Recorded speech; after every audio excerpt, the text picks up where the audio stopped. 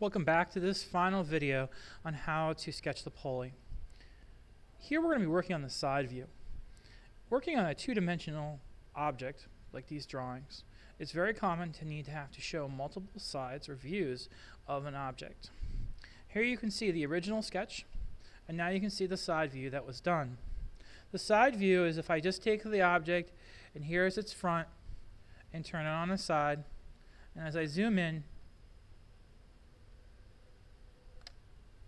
you'll see the basic shape that takes place.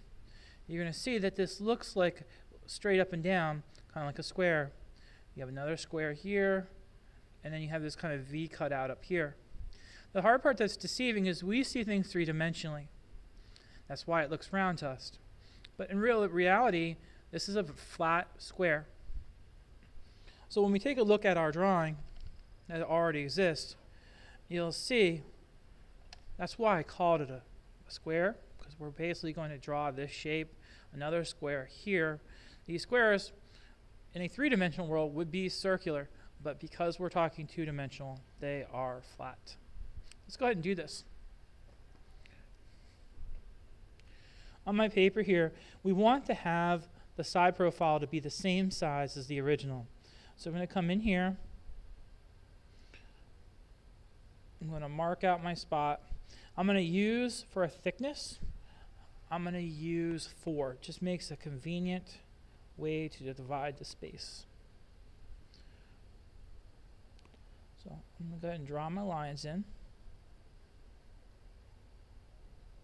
The ones on the bottom and top are going to be a little bit lighter, just because I know that I'm going to end up erasing these later on. So right now I have my basic square. Now what I'm going to do is add another one. I need to get this side profile right here in. So I'm going to come into the middle, and I'm going to take and draw in using 2 boxes high by 1 box. And I'll create this collar that is right here.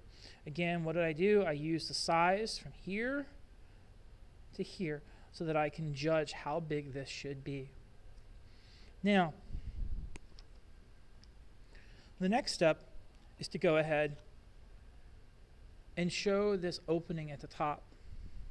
To do this, basically divide, draw down through here, divide a square in half.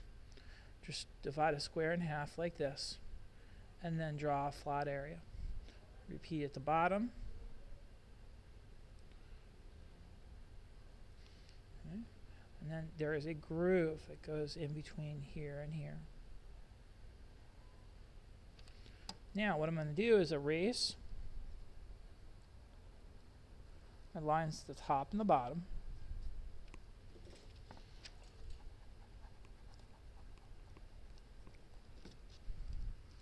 And you can see that I have now a pulley that shows the groove in the middle and represents well a side view of our pulley. If you have any questions, please see your teacher. Otherwise, good luck on the next assignment.